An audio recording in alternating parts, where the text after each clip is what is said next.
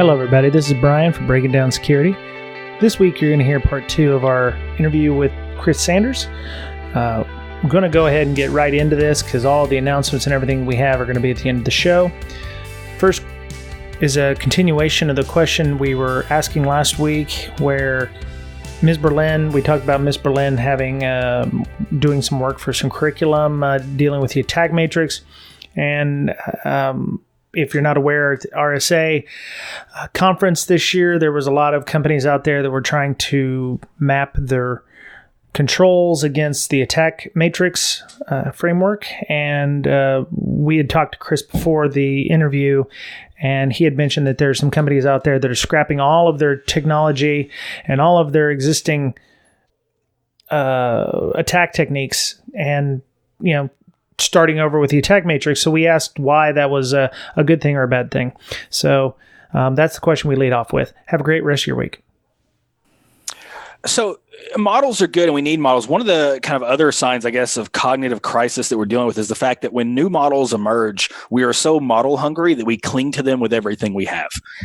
The attack framework is a fantastic model for categorizing and identifying various facets of an attack. So I see a lot of vendors now are creating blog posts where they map the different steps to the attack model, or they're creating detection rules and mapping those. That's great. That's perfect. That's exactly what attack is used for. And it's also useful for a way to figure out what to learn if you're new, right? If you're new to this field and want to learn what attacks do I need to learn how to defend or do if I'm in the pen testing side of things, well, that's, the attack model gives you a sense of what those are. It's not prioritized. There are people who are doing some of that work, but it gives you a sense of what you can look at. Those are all great uses. Now, where the problem comes in is when an organization comes in and says, wow, we have all these great detections and all this great work we've already done. We're just going to throw it all out and start from new, building from scratch with attack. We're only going to focus on things from attack, and that's it, right? So that, it's a useful model, but not when you throw everything out in favor of living or dying by that one model, which has its limitations. We have this notion of threat modeling, right? You have to understand what assets you have on your network, where your sensitive data is, what matters to your business, your organization, and build kind of your threat profile and work through that. Now, the attack model can be used in helping map some of those things, think of things you hadn't thought of before, organizing the data and the protections that you're building, but it is not meant to be all-encompassing. It's not meant to define the entirety of your security organization. But because we're so model hungry and we don't have enough of those models that help us fit together the pieces of this jigsaw puzzle, we rely very heavily on the pieces that we do have. I feel like people maybe have if they're doing that for the attack framework, they've probably done that before where, prior to that, it was the kill chain that they're going, on. And prior to that, Perfect maybe it was example. PCI. And like every time a new whatever comes out, like, oh, well, this is now what the only thing anybody cares about. And all that stuff that we just did is just garbage. Like the 20 critical controls, right? Yeah. Yeah. Yep. Well, and the kill chain's a great example. When that paper came out, that's all you heard about that's all you hear about to some degree is the kill chain, this, the kill chain, that. And the kill chain was fine. It elaborated, here's a common attack life cycle, and here's the steps you use to kind of mitigate that or perform the kills on the different stages of the chain. Of course, then what a lot of people started to do was they took the attack life cycle that was in that paper and they said, yes, we're going to build everything around this one attack life cycle. You can't. And you can't, right? Because there are a lot of attack life cycles. And this is a good example of where we have complementary models, right? There's nothing wrong with having a dozen different common attack lifecycle models because there are probably that many common types of attacks. So another one that's popular, so Mandiant has the one they use that's related more closely to structured threat actors. And again, that's really good when applied to structured threat actors. It's not really good when applied to commodity malware or ransomware delivery or something like that. That's okay. Mm-hmm. It's incredibly important to know the limits or the bounds of the model. And because we don't have enough of them, we tend to over-apply the ones we have. Yeah, I mean, even writing rules and any security tool or guidance around just the attack matrix leaves you with so many gaps. And even if you apply all of them out that we listed, you still end up with gaps because they all cover different things. And the MITRE folks have been really good about this. Most folks generally are. I would say MITRE's been good about this. They have their attack con where they have all these talks about attack. And I believe even last year they had a talk about basically what attack can't do for you and its limitations. And they're super clear. They've got a lot of good people working on that. And they just do a really great job of this is what this is for. Here are its limitations. Please listen to us. Yes. And I think that's really all you can ask of them, right? Like you can't ask for them. Like they're not responsible for people who misuse their model, because that's just going to happen. And I feel like people don't give enough credit. I mean, it's great that they're doing that, but people will say, how terrible PCI is for implementing security, right? Well, they don't have to come out and say, no, this isn't going to solve everything. They're just kind of giving you what they know will help in the, in the specific situation where, I mean, it's really nice that MITRE is going kind of above and beyond what the other ones have. But, every framework is like that. We can't just expect them all to, be the end all be all. Well, and it goes back to another model, right? Defense in depth, right? We have all these different pieces working together, and we have these layers of defense and layers of controls. And that's the reason we know, like you said, that, PCI is just merely one piece of the puzzle. Just because you do PCI does not mean you are secure. Does it mean you are more secure? Probably. I think that's safe to say, but it is not the entire puzzle in its own. Ms. Berlin, what you were telling us before the show that you guys have started using the MITRE attack matrix. What was the reasoning behind that? And did you guys look at any other attack or any other frameworks for this kind of thing? And did you recognize any shortcomings before you started using this to prepare for it? I only there's a lot of questions in one. Sorry. No, it's right. So I started using it because I knew how many shortcomings there were in the kill chain, right? I had mapped like some common threats to all the different sections of the kill chain, and you're like, oh well, this one you can ignore the first 3 steps, and just kind of going through all of that and trying to build different like attack paths. I think MITRE does a great job of letting you see a attack path from beginning to end, whether it's specific or not. Like most of what's in there is helpful. No, because what I'm using it for is we're creating specific alerting so we can tie it back to it, right? But that's not going to be everything our tool does, because not everything is in there anyways. I'm also taking stuff from other SIMs that I've implemented and other rules that I've helped customers create. Taking things like, if I see like a really cool blog post out there of this cool red team technique, that was performed, I'm like just thinking, okay, well, I'm going to save that for later and like go back and, half the time, none of that, it's not covered in any of the frameworks. You need to kind of come at it from all angles when you're looking to do any type of alerting, I think. I think a useful thing, kind of building on what Amanda said, is the cool thing about attack is I think attack will be useful in helping us build other models. Because if you look at attacks, they have discrete categories of things. And the beautiful thing about categories is once we have categories, we can develop subcategories or notice trends or themes. So, we have something based on, registry-based persistence. That's a category that exists in MITRE attack. So now let's take all these different attacks that we can classify using these discrete parameters they've identified. And now we have a data set we can go and look at. And, within that, are there subcategories that are emerged? Are there trends? How do people normally get there? Where does that exist in a normal attack? Is it later on? Is it right after initial compromise? Is it normally perpetrated this way by skilled actors versus this way by unskilled actors? There's a lot of things that can come out of that for the production of more models. So think of it kind of as like a meta model or something, if you will. But when you categorize things, the beauty of that is if you do it right, it allows for subcategorization and the noticing of trends and such. Yeah, and I kind of want to contact MITRE, just or anybody that's working on it. I know it's I could as well. I have other things I have to do. So it would be nice because they have like APT this, use this tactic or whatever, but they don't have. A lot of the times they don't have. All right, well, these are like the top 5 tools that are involved with that, right? Like I as somebody that doesn't do red teaming and doesn't really know what tool I'm supposed to use for something, that would be super helpful, I think. I don't know where I was going with that. It's just an idea. But then you're getting into marketing, right? Yeah. It's kind of a hard line to figure out where to stop. Right. Yeah, because I mean, they have to either they want to be impartial or they don't. They'd be like, oh well, if you're gonna, bypass user access why control. Why isn't my tool on there? Right.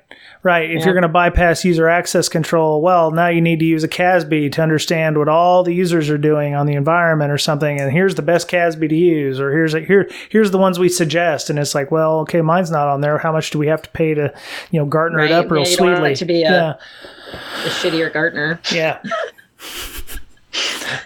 Thank you, Ms. Berlin. Gartner will never be a sponsor of the Brakesec podcast at this point.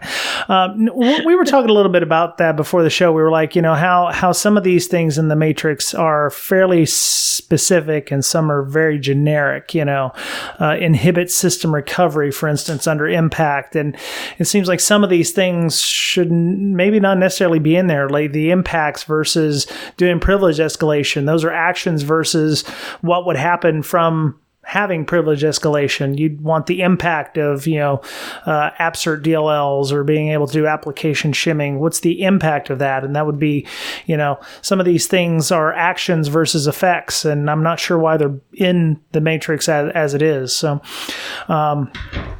it would not be my first choice of model. Maybe that would be something, I'd want to talk to MITRE about. If they want to come on the show and talk about it, I'd be okay with that.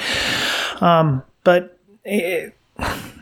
do people embrace these kinds of matrices and frameworks because it's easy and they just kind of build on that, or, they just don't know where to start themselves?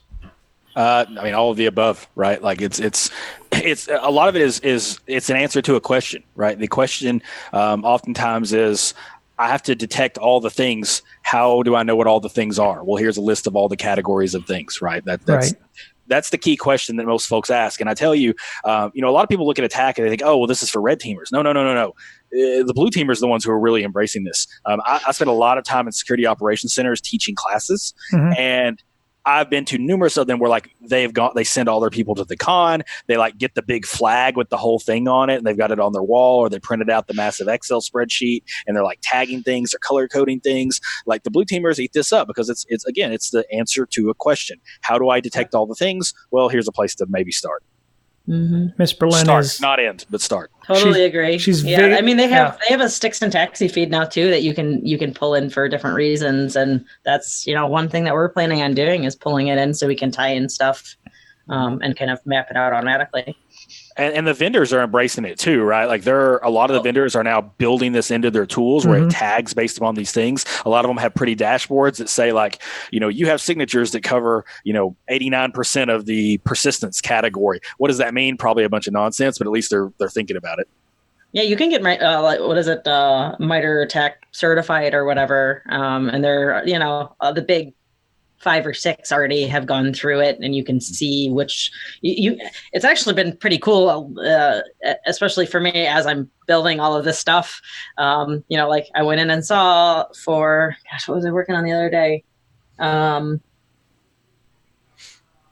can't remember, but it was one specific type of attack section that CrowdStrike, they're like, oh yeah, we can detect on this, and it will actually tell you, oh, it was creating using MMC to start up the local user manager and create a user, and it's like, oh, that we need to detect on that, and this is why, and this is what the specific attack was, and check mark, they got it. Right. So I think it's really cool that you can actually look at the results of what they were able to detect and not, and what the process was that they had to go through to actually get it. Yeah. Very good. Okay. So we're getting down here to the bottom, and you're saying what makes a good model, and you say it's simple, it's useful, and it's imperfect. And even in the show notes, I was like, what? imperfect. What's the, that doesn't make any sense. I mean, I'm hoping you mean inflexible by, or imperfect by that it's flexible and is able to bend and change. Am I wrong in that thought? A little. Let me. I want to play a game. Oh with boy, you. Very wrong. I want to play a game, What's and my what I word? want to do here is I'm going to give you a sequence of numbers, and the goal is going to be for you to guess the next numbers in the sequence.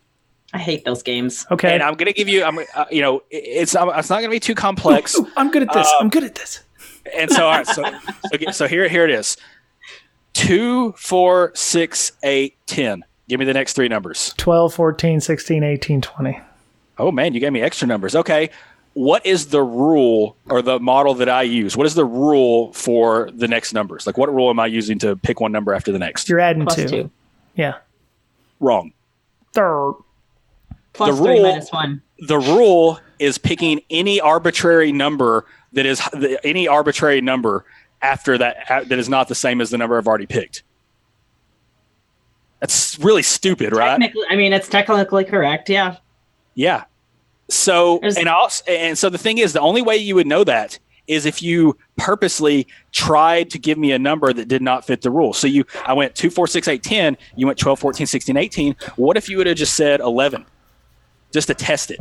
Well, then you would have known, okay, well, that worked. What about -2? Well, that worked. So you have to test for the limits of what you're working on. You can't just, we have this whole notion of confirmation bias. Like, we like to confirm things, but we have to be able to falsify things too. That's important for models because there is no grand unified model of pretty much anything, right? Like, we just don't really have a lot of those. So we have to know where the limits or bounds of our models exist, or otherwise you have folks dumping their whole detection stack in favor of a MITRE thing. You So broke Chris, my... is the attack framework, is that a simple model? I think so. What makes it simple? Or I think what it's- doesn't make it complex?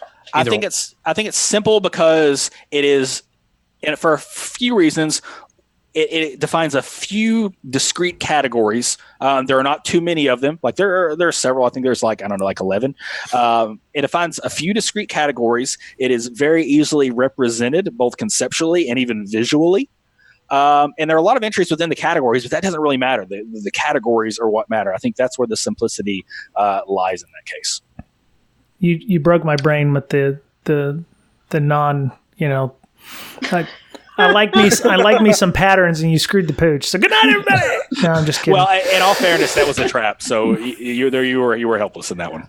Oh. Well, he's got post-traumatic stress now. You broke my brain. You're like, nope, that's not it. And I'm like, what? I was just like, I love me some patterns, and you screwed my pattern here. So, okay. So it's imperfect. Okay. I can dig that. So useful. So what happens if it's not useful? I mean, we talked earlier about companies throwing away their models. Apparently they didn't find them that useful, or, and they're trying to pick up another model that may or may not be useful. So, how do you know if a model is useful? Is there some kind of guidelines that you should look at when you're doing that? A good model should be the answer to a question you're already asking in most cases. Rhetorical then.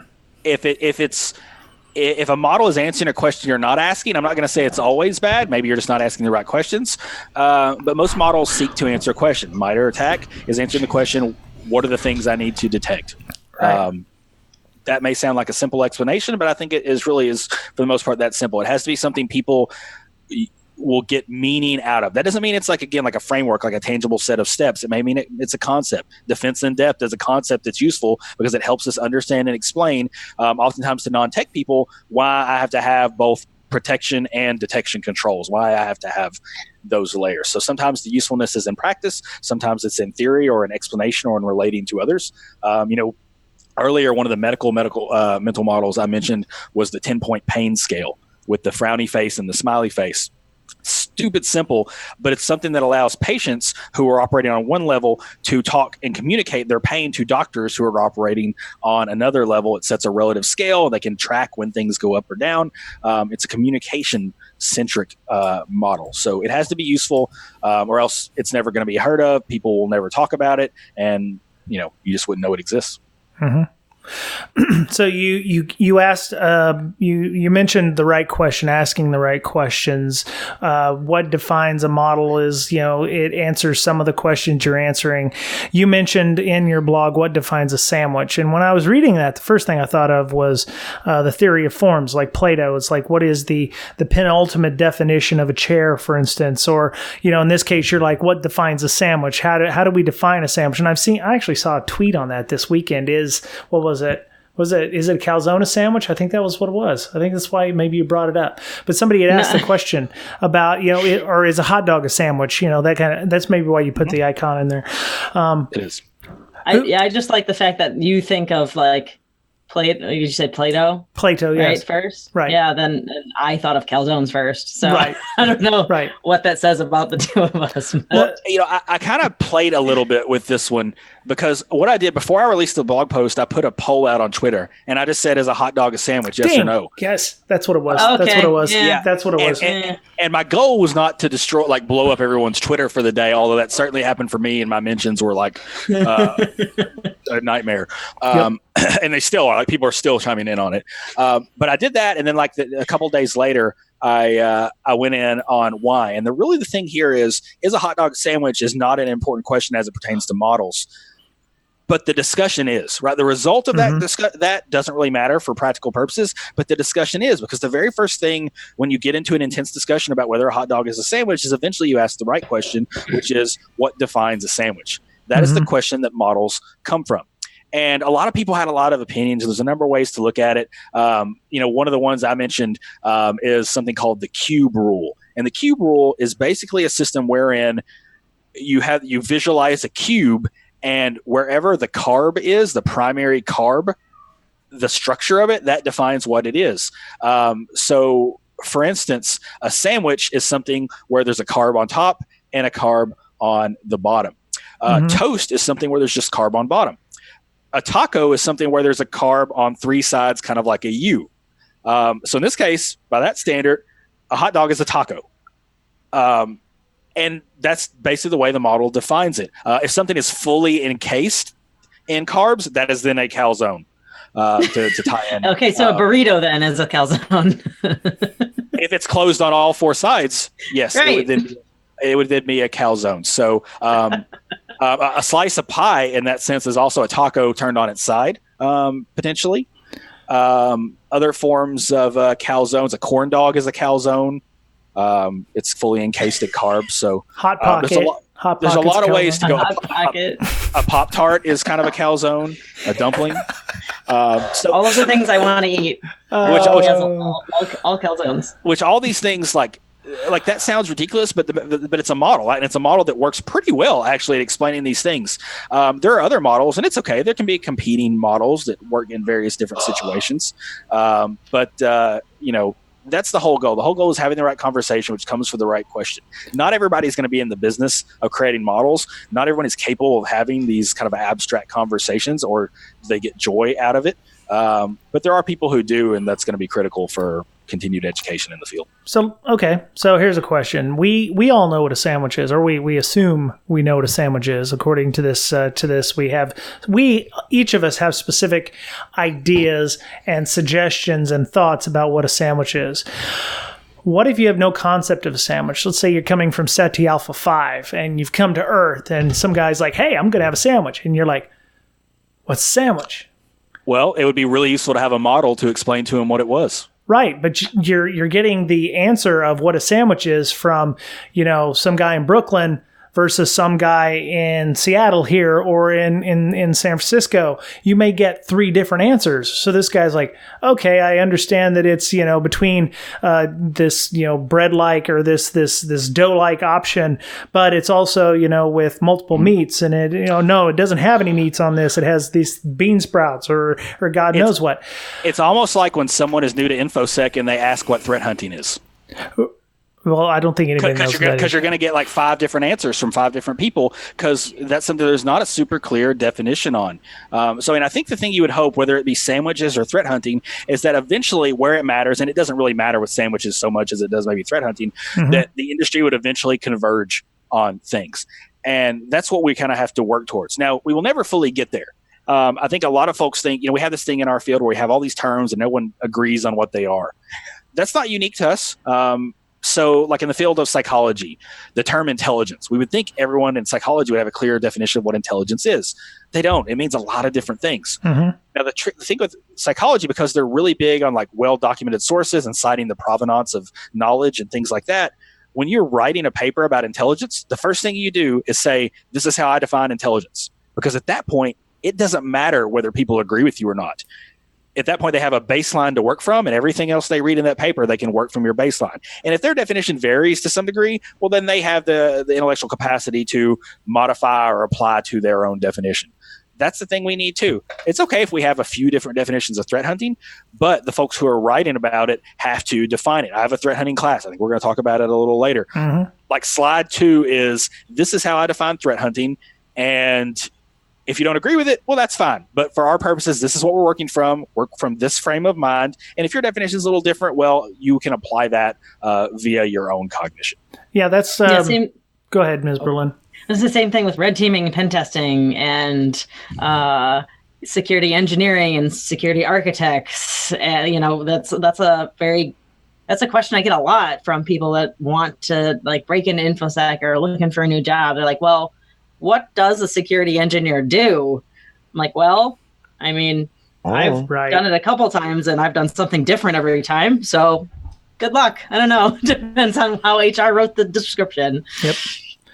Yeah, and with definitions, if you read white papers, sometimes they will supply you with the definitions of those if you are new to the field or what have you, because it helps for clarification purposes. If you go and Google a word, it may mean something in a different context depending on the industry or the organization or the people using it.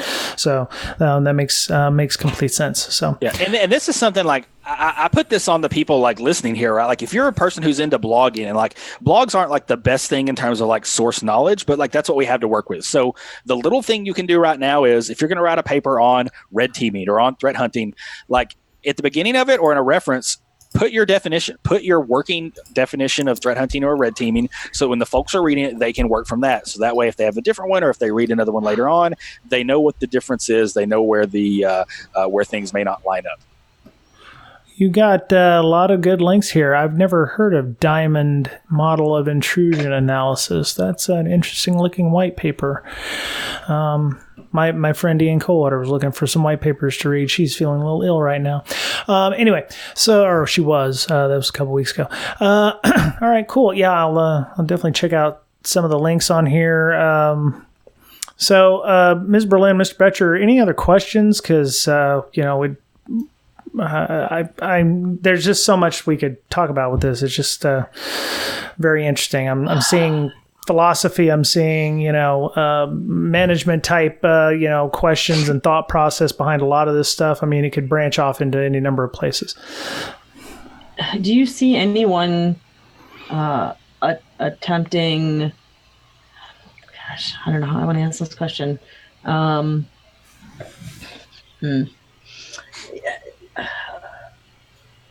To implement some kind of mental model into like the bigger picture, other than these frameworks that we talked about.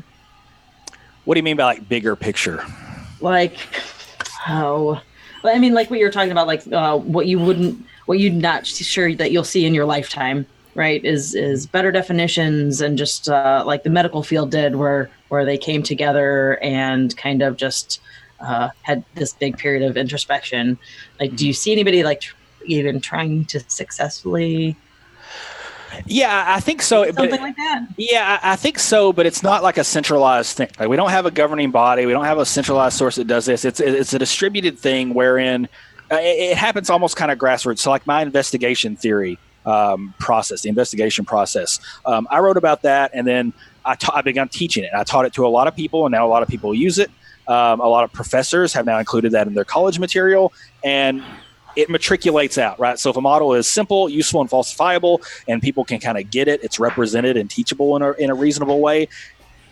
Ideally, the thing that happens is it matriculates out, and it gets into all these various forms of education. And if it gets into the education, whether it's professional education or college education, it eventually becomes kind of like de facto accepted thing, right? That's what happened with defense in depth. Someone came up with that model to explain things we were already doing or a justification for those things. And they started teaching it. Students picked it up. They used it in their careers. Everybody else started teaching it, and it kind of built up from there. So I think, ideally, I guess it would be done in a more centralized manner, right? Like medicine has that because they have like certifying bodies. We don't. I don't know of anybody who's like taking that on right now or who could feasibly do that. I don't even know if that's the answer for us. But at the grassroots level, yeah, certainly people are trying to do these things. Do you think we could just turn them into RFCs? It's not a horrible idea. RFCs work really good. Amongst when we talk about source knowledge, my background in terms of investigations is mostly on the network side. And what I love about the network side is I can go look at RFCs and I understand how protocols should work. They don't always follow that, but I know.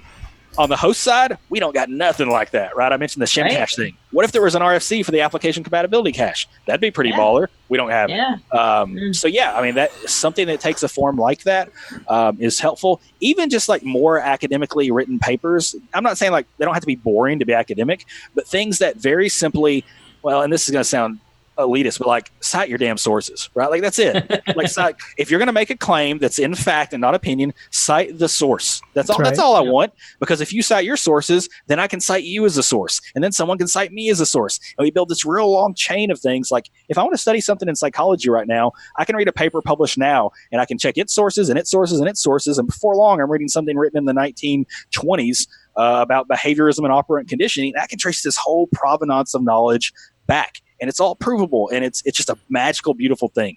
We don't have that right now, and it drives me nuts. Well, for a lot of things in the security field, it's whichever startup is first to market to be able to name things like APTs, or cozy lizard, or a happy panda, or whatever it is, or APT 4792 or whatever. The first person to discover it gets to name it in this case, in science, Mm-hmm. Anyway, so Mr. Boettcher, do you have any other questions before we move along to another topic? Well, we talked about before the podcast some behavioral psychology. How would understanding or reading more about behavioral psychology help us in InfoSec and these mental models as well? That's a great question. At the center of all this are humans. Computers are fairly easy to understand. If you get the right people in the room, there's nothing a computer will do that you cannot explain. Right? It's as simple as that. Now, you may have trouble getting the right people in the room, but you can explain anything a computer can do. Humans, not so much. And so much of what we do on the part of this that really matters is human-centric. Every investigation involves a human at some point. The human is at the center of that. I don't believe that's going to change in our lifetimes. I know folks think machines are going to do this. I think machines will help humans, but not replace them in that regard. So you have to learn how humans think and how they operate, both for the practical application of the job, but also for your own learning. You have to, we use this term metacognition, thinking about thinking. Folks who are more metacognitively aware are better at their jobs because they understand how they learn, they understand how to apply what they learn. So that is rooted in behavioral psychology and understanding of those things. I don't think that's something, not everybody gets their kicks reading about that stuff, but I think it's something everyone should have at least a basic understanding of in the right ways. I think a lot of people will like read a book on social engineering or like watch a conference talk and think they know about behavioral psychology. That is such a small portion, a small fraction of it. And it's really not super related in a lot of ways. Like it's more about your own thought process. It's more about how you learn and how you interact with people. The notion of, most people think we learn independently. There's this whole world of social learning theory where the people we surround ourselves dictate to some degree what we know and what we don't know. There are all these great things floating around out there that are proven scientific concepts, things we feel really good about, mental models that came out of psychology that really help define an understanding of what we know. And I consider myself an educator, and so I really focus on these things because they help me create new knowledge to some degree. But there's the application of the knowledge is something you can gain a better grasp over if you have a good understanding of that behavioral psychology. Very nice. Very nice. Okay. Any last questions? Because it's interesting how, in a collaborative process, people's experiences will color the models that they will create or will try to create. So yeah, that makes complete sense. So. All right. Well, I think we can move along. So some of the other things, other than being superhuman, smart guy, and screwing around with my rhythm and my patterns and stuff earlier, you also do something called the Rural Technology Fund. We talked a little bit about it in the previous episode, but maybe you could tell us a little bit about why that started and what you're doing with it. Sure, and I'm glad you asked about this. This is my favorite thing to talk about because it's really where a lot of my passion lies. It's I came from a very rural area in West Kentucky, so as far west in Kentucky as you can go. It's actually surrounded on 3 sides by water, so it's not very easy to get to. You have to really want to get there. There wasn't a lot of opportunity for kids like me who were interested in computers at that age, and that really hasn't changed a lot. It's changed some, like internet access is a lot more ubiquitous now than it used to be. Schools have a little bit easier time getting computers, but that's only a part of the battle, right? We need to show more kids the opportunities that tech jobs represent. And it's hard for kids to know about that. There's this whole notion of navigational capital. If your grandparents were coal miners and your parents were coal miners, well, maybe all you know is coal mining, right? They don't know the opportunities that tech jobs present, the salaries that exist that can help end that generational poverty of their family. So that's something that's always been on my mind. The tech job, I grew up in poverty, pretty extreme poverty. The house I grew up in sold at auction like a few years ago for $14,000, right? Wow. The real estate market's bad in West Kentucky, but it ain't that bad. We grew up in poverty. A lot of people had it a lot worse, but we didn't have it great either. The tech job changed my life. It ended generational poverty, right? Like my great-grandparents to my parents all lived in poverty. I don't, and my kid, God willing, won't either at this point. So the tech job was really the thing that did that. So what we would try to do is introduce more kids to tech jobs just by exposing them to the technology. So we do that in a couple ways. I founded the Rural Technology Fund about 11 years ago. As a scholarship fund, we just simply offered scholarships to kids from rural areas who are pursuing computer technology of any sort, not just security, but computer administration, computer engineering, design, and so on. About halfway through, so about 6 years ago to now, we also started investing in teachers. So helping give teachers the things they need to expose kids to technology of various sorts. So we partner with teachers. We go into these rural classrooms, give them things like 3D printers, Raspberry Pis, Arduinos, robotics kits, nice. All these little things. And this is all the way from kindergarten through 12th grade. At the younger levels, they're kind of things that the kids think are toys, but they're actually teaching them sequence and logic and all that. At the older levels, it's more advanced, like robotics, engineering, coding, and so on. And we just give those things to the teachers and give them the curriculum they need to be successful. And just try to get more kids exposed to the technology. And if they're already interested in it, they've already got that spark where we can kind of fan the fire and help them get the skills they need to be more prepared when they go to college or enter the job market, because they're kind of at a disadvantage. The fact of the matter is that if you live in a rural area, you're more likely to live in poverty, more likely to die earlier, you're more likely to be in poor health, be disabled, all those bad things for a number of reasons. So we try to do all that. Very proud of the work we've done this far. As of today, we've put technology into the hands of about 80,000 kids in 45 states. And that's all operating on pretty small budget. We don't pay salaries, all volunteers. And we also don't have overhead. My for-profit business pays all the overhead. So, any contributions we bring in, any fundraising we do goes directly to the classroom. So it's been an awesome ride. It's been an awesome thing to be part of. Like I said, 80,000 kids so far, and our goal is to hit 100,000 by the end of the year. That's fantastic. How would if people were interested in helping out with that? Do you take volunteers or anything like that? So the volunteering thing is a little bit tricky. One of the things to do is to watch our social media channels, particularly our Facebook and our Twitter. A lot of the times teachers will come to us and they'll say, I'm in, a random city in Indiana, and I would love for someone to come out for a career day. And so we'll post, and usually we can find folks who are willing to drive an hour or two and get out there and do those sort of things. So those kind of opportunities present themselves. We're not really set up super well for active volunteering in classrooms, because mostly we just try to enable the teachers, right? We make sure they have the things they need, because this whole notion of send a guy like me out to a classroom and work with them for an hour 2 or 3 times a year, it helps. but it doesn't really help in the way we want it to help in like a long sustaining way. The teacher has to be there. It has to be an active part of the curriculum, something they're doing all the time. And we work with the teachers to make sure that happens. So we work with them to make sure this isn't just for an after school activity. We really we don't fund projects if they're just going to go to the gifted and talented kids, because that's a bunch of garbage, right? Like we want everyone to have access to this stuff. So we really focused on equity of access to everyone. And so volunteering doesn't necessarily, it's hard to figure that in. That said, one of the things we're really good at is what I call turning dollars into opportunities. Mm-hmm. The list of classrooms I have that are, waiting for donations or waiting for equipment is infinitely long. And our ability to do good work in the world is simply limited by our funding. So there's donation opportunities. That's all on our website at ruraltechfund.org.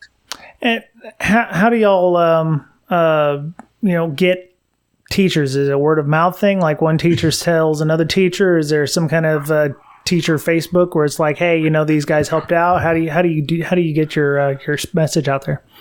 So teachers are probably the most resourceful people in the world, and they'll do a lot of things to provide for the student. Teachers who really care will do everything in their power to provide for their students. So we're pretty easy to find with the right kind of Google searches, and a lot of teachers have found us and they tell their friends. So a good portion of our grants that we give to classrooms come from teachers who literally just find us, and we have a form on our website to fill out. And then I talk with them. I personally work with every teacher in every case. And, we don't make them jump through a lot of hoops. They fill out a very simple application. If we have questions, I get on the phone or exchange some emails with them. And then oftentimes we cut them a check and send them the links and get them hooked up with all the things they need. We also work a lot with Donors Choose. If you're not familiar with Donors Choose, it's a charity website. Basically, teachers can go and list projects they want to do, and they're public. And anybody can go into Donors Choose and sort by country or project type or geography, whatever else, and pick a project to fund. So we work with them. We actually got them to add a rural checkbox so we can focus in on the areas we're concerned about. And you can go in and click that box and type STEM or Raspberry Pi and find those things. So we have a bunch of searches and keywords that pop up that we use to seek out teachers ourselves. So it's a mixture of them finding us and us also finding them. Cool. So I don't have a lot of money, and I'd like to help out. Does it take a lot of money to help a classroom? Not really. So we really work hard, tremendously hard, to make sure the dollars go as far as possible. So anytime we do projects, we often try to find matching funds. So we do a lot of stuff like with the Bill and Melinda Gates Foundation or 3M. They have a big charitable giving program where they do a lot of matching to try to double or triple our money when we can. And we also really work with teachers to make sure, again, that if we send them a 3D printer, that it's not just going to sit in a class with 20 kids and they're the only ones who are going to have access to them. So we'll go and say, well, what does your library look like? Because for us, I think the library is the new makerspace. Libraries are trying to redefine what they are, right, and makerspace type activities fit in really good. So if we buy that 3D printer and we put it in the library, well, now it's not just 20 kids who have access, it's 250. Right. So the math for us generally looks like we can expose a kid to technology for about $3 is what it generally works out to. Some are higher, some are lower, but on average it's about $3. So, if you don't like $3, that's another kid pretty much. And we're really proud of the work we put in to achieve that. That's phenomenal. That is phenomenal. Okay. Yeah. Wow. Very cool. So, if you're interested in helping out, maybe you were in a rural area. I was telling Mr. Sanders here before we started, I lived in a small town of about 1,000 people. My doctor was not also the veterinarian and the ice cream maker, but it was a very small town. It had one street, no stoplights. They only got a stoplight because Death Row got moved from Potosi in Missouri down to Licking and tripled the size of the town because they could count prisoners as part of the city population for tax purposes. They're always trying to get that fat bank. So, I lived there until I was 12 years old, and the first computer I played with was only because I was in what was called the Gifted program. I was doing accelerated courses at the time, and that allowed me to get onto a computer with a CGA monitor of all things. Of course, this was 1990 or so. So that's being what it is. Yeah, it's great to find out, because there's a lot of places in Missouri, especially like South Central Missouri, that are, typical, poverty line. Everybody's making, $30,000-$40,000 a year, blue collar workers. No, the Microsofts and the Googles and the Ciscos and the big companies of the world are not looking at these areas to help build up technology and build technology centers there, like they are with the Western Washingtons and the Californias. So absolutely, I love what you're doing with that. That's very much needed in this world. So, well, thank you. I appreciate it. Right on. So, let me see some else that we're doing. I'm sorry. Did anybody have any questions, Mr. Boettcher, Miss Berlin? You asked the one I wanted to ask. So. Oh, I'm sorry. Okay. Well, and one more thing before we leave that behind too, I just want to say the other thing you can do is, if you happen to know a teacher, maybe it's your kid's school, or you have a relative who teaches, send them to the website as well. There's a link, you can click on it. It's like ruraltechfund.org/fundmyproject, and there's a list, and it describes, here are the types of projects we fund, with a link to the application. So it's not just about helping us fund the teachers, but if you happen to know those teachers and they could benefit from this, send them our way too. Cool. Yeah, I've done the donors website, where somebody was like, yeah, I need tables, or I need 5 Chromebooks or something, and you throw $50-$100 on there, and it's like, holy crap, I've got my got Chromebooks for my kids in my classroom, so we can do things now, or whatever. It's just amazing to see the emails coming back from them saying, this is what we're doing, this is how we're helping. So it's a sad thing that that's the state of the country at this point, that like teachers have to ask for tables and chairs. Mm-hmm. I can't fix that. But what I can do is I can't fix that on a global scale, right, but I can buy the chairs or buy the laptops or whatever for some teachers here and there and put a dent in it. And I think we can collectively do that. And it's an amazing thing, and especially with the donors choose stuff too, because you've been experienced with that. The teachers, we do this with our other projects as well. The teachers send you thank you letters from the students, and they send you pictures. And I don't know if you can see right over my left shoulder here, there's a table back here with a big stack of papers on it. Those are all thank you letters from students and teachers. That stack is about 2 feet high, and it's a series of 4. So there's like 8 feet of thank you letters. Like, nice. It's great. We measure our thank you letters in feet at this point. So that's amazing. It is. And this is definitely not a thankless job. Like, we get a lot of thanks, and that's super awesome. But it's really great to hear the stories of the students, the things they're learning about, and it's kind of a long lead time, but it's changing some lives for some people. And I'm invested in this because I know it changed my life, right? That's the tech job, and finding an interest in computers and having a few people that cared about me and pointed me in the right direction changed my life, and it's why I'm here. And if I can do that for some other folks, then I think that's living right. Right on. Excellent. All right. So, to help pay the bills, like you'd mentioned, that this is all done, overhead is all paid for through your classes. One of the other things while we were prepping for this was, I knew that you had tweeted out that your practical threat hunting class was going on, or reopening in this case. I didn't quite understand what it meant by reopening. What the format is for that. Maybe you could talk to us a little bit about the practical threat hunting class and what you do in there. Yeah, so practical threat hunting is my newest class. So I run a company called Applied Network Defense at it's networkdefense.co, and we're primarily an online training company. Not every class hosted there is mine. We host some classes for others, help other people build classes as well. So if you're listening to this and you're interested in building a class, that's certainly something we can help you with and host it.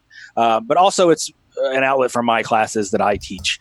Practical threat hunting is the newest one. We launched it in January, kind of the first offering. It is online, it is on demand, but for the first offering of any of my classes, it's only open for a limited amount of time so that I can get kind of one cohort in there to go through it. Everyone's in the same place, collect feedback, tweak, and things like that of that nature. So that's what happened with that course. It was open earlier in the year, and it closed not too long after that, and it just reopened again last week. So that's, the whole thing with threat hunting, it's something I've been involved with a lot.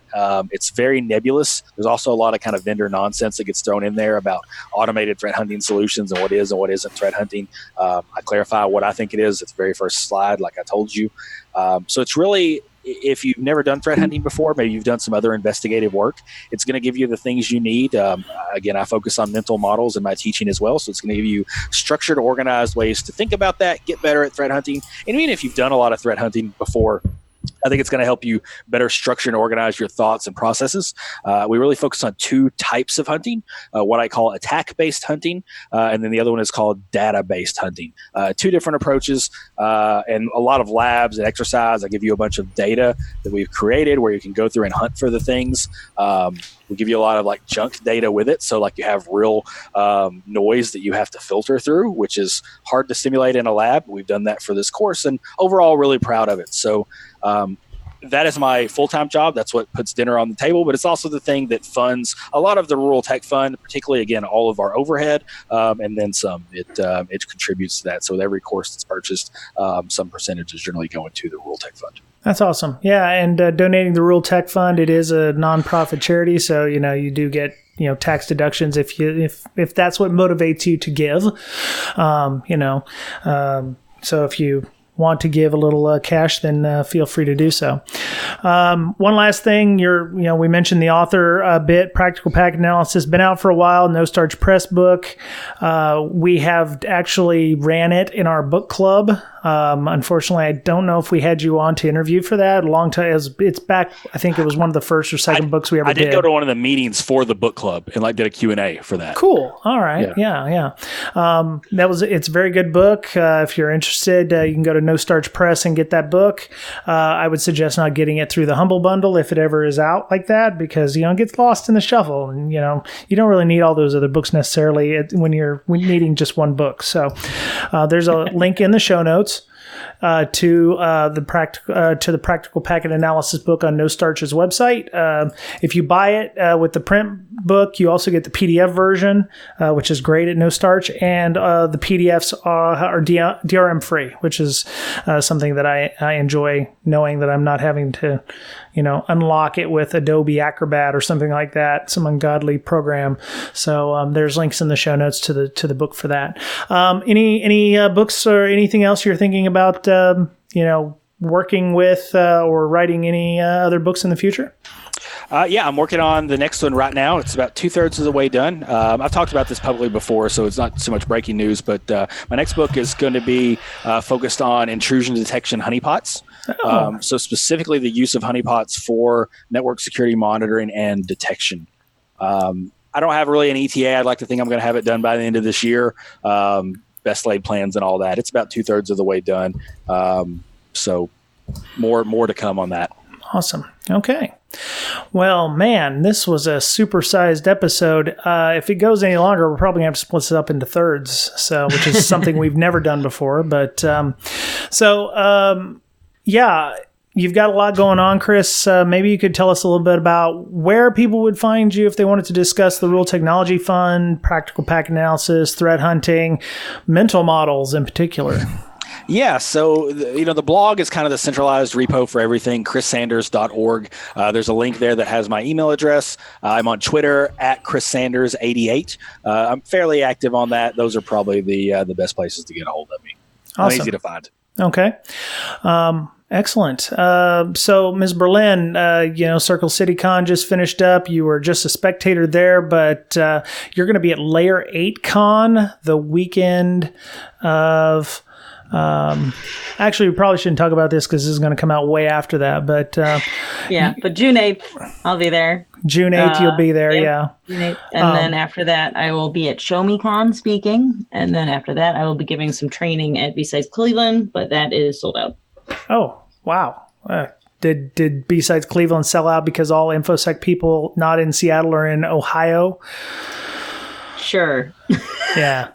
Yeah. It just seems like everybody I know who's in InfoSec is in Ohio. I don't know if that's because the only people I've met have been at DerbyCon, which is kind of, geographically close to Ohio. I don't know. Mm-hmm. Okay. So if people wanted to talk about hackers' health or, your other initiatives, or if you're coming out with another version of the Defensive Security Handbook or anything from O'Reilly, how would people get a hold of you if they wanted to discuss any of that?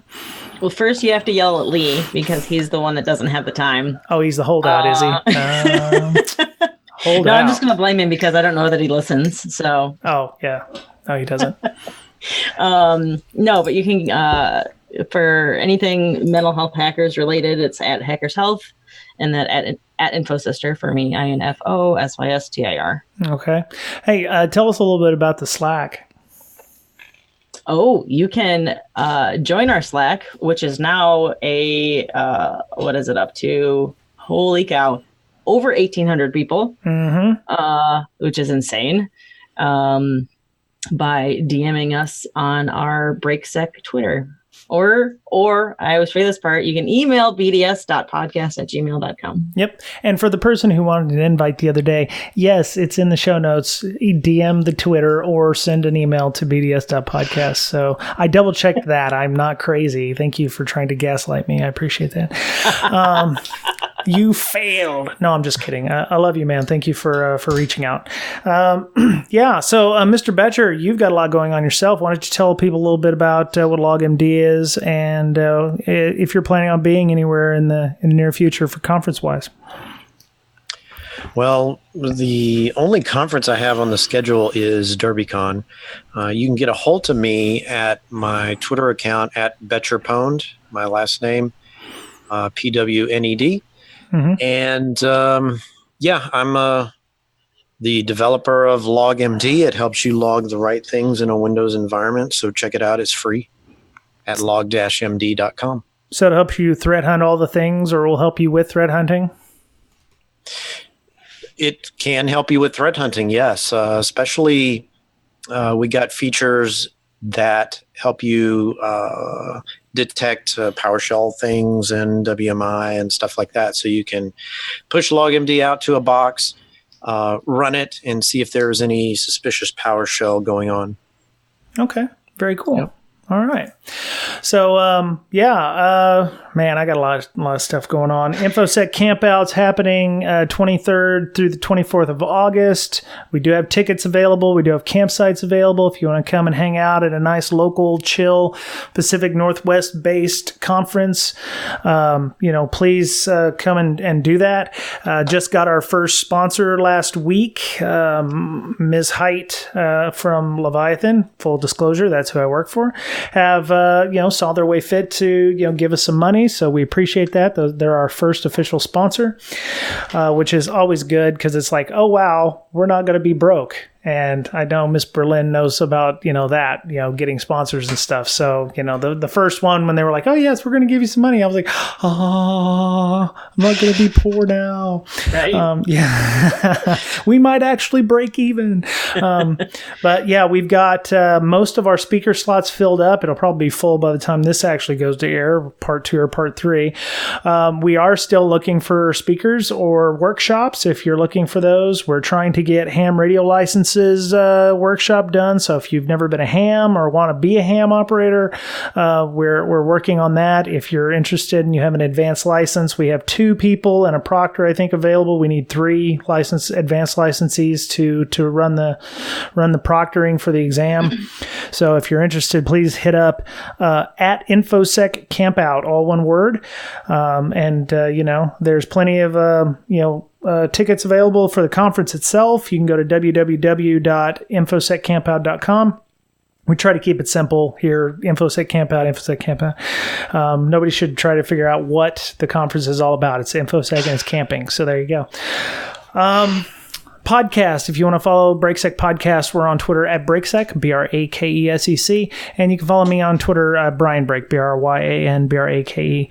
And, that's, we're on iTunes. Thank you to our patrons. The patrons are actually another sponsor of the podcast. We are user supplied. So Brakesec is actually sponsoring the conference as well. Full disclosure, I'm the president of the nonprofit that is running the conference.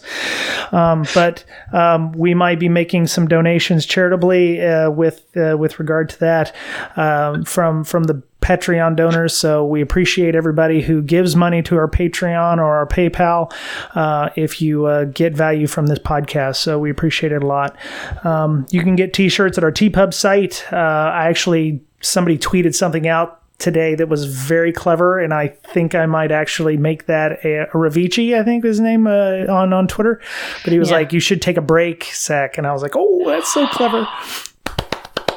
Yes, I know. That's nice. It blew my mind. I get to see him this next weekend too. Oh, kick ass. Yes. Please give him max hugs for me if you see him, and tell him that, yes, that's going to be a thing on our t-shirts. So, and iTunes. I just found out that iTunes is changing the way they're doing podcasts so that reviews are actually how we get better visibility to like the what's hot or not or swipe lefts or whatever. So the more views we get on iTunes, the more visibility we get. So if you use iTunes to listen to the podcast, please leave a review, because that is worth its weight in gold. If you can't give money to to our tip jar or whatever, and you're like, I don't know how to help, do that. Put a review in. Hey, they don't suck. We like Miss Berlin. We like Mr. Boettcher. They're awesome. And Mr. Brian, because whatever.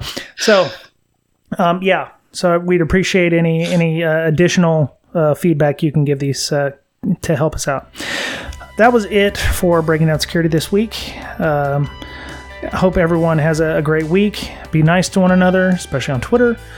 Take care of yourselves. Don't feel like you need to do too much. Take a mental health day if you need to, because you got to take care of yourself. You're the only you have. And we'll talk to you again soon. Bye bye. Yeah.